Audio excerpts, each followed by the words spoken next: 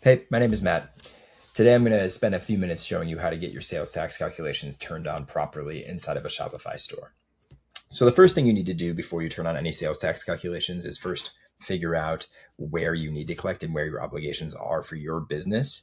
And I have another video about this, but the short version is you first need to figure out where you have a physical presence. So anywhere you have an employee, a warehouse, inventory, a storefront, anything like that, including you, that is a big enough physical presence that you now are going to be required by that state to get your sales tax license and begin calculating sales tax when you ship to that state or have a sale inside of that state. The other main way that you could gain Nexus is by having enough sales into a particular state. So every state has a threshold. The lowest thresholds are either $100,000 in sales or 200 individual orders. So if you ship that much product into a state over a 12-month period, the timeframes vary as well, then you will be determined by that state to have enough business presence in the state that you should, again, begin collecting sales tax, get your sales tax permit, turn on your sales tax calculations, and begin remitting tax to the state. Those two things are things that you're going to have to consistently keep track of the whole time that you're in business. Shopify will help you identify some things physical if they can. If they recognize you're shipping from a location, they'll notify you. And then the other thing is they will help you monitor your economic Nexus thresholds. We can do that as Breezy File as well if you have our app installed and you're one of our users. Once you determine where those things are, once you determine where you have Nexus, what you'll need to do is come to your Shopify settings and go to settings, taxes and duties, and you'll see up here that there's an opportunity to have a tax service. So Shopify does offer the opportunity for you to pick one of 3 services that are paid services that will help you get accurate calculations every time you have a sale. I recommend using one of these paid services. The other service is a basic rate table that is hard-coded rates that does not take into account many of the factors that could come into play when calculating sales tax.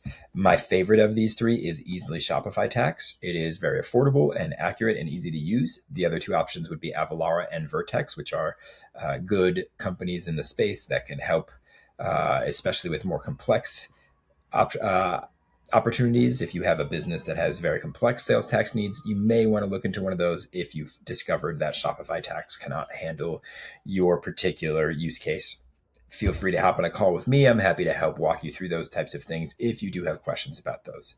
But for now, let's assume you're going to use Shopify Tax because that's what this video is about. Go ahead and set that up.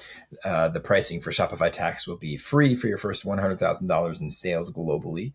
Then after you have $100,000 in sales globally, they will begin to charge you a small percentage of each transaction up to 99 cents as a maximum for every taxable sale you have after that. So for the sales that occur in states in which you have Nexus and need to collect tax, they will begin charging. And there is an out-of-pocket maximum cost of $5,000 per year on Shopify Tax for calculations, which is significantly better than pretty much every other service I see out there, beyond even the 2 that are offered outside of Shopify Tax inside of Shopify, because there are other services that exist. I haven't seen anything really touch this type of pricing, so it's what I suggest. In addition, it's native to Shopify and it's easy to use. So once you do that, we're going to go set up the United States for sales tax because that's the demo that we're doing today.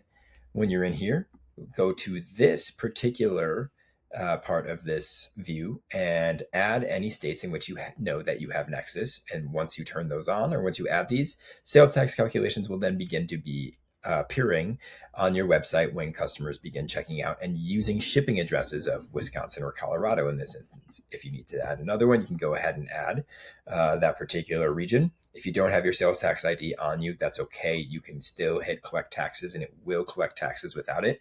I do suggest going to find it and putting it in later because at some point that may matter down the line if Shopify decides to start using that to help with the calculations.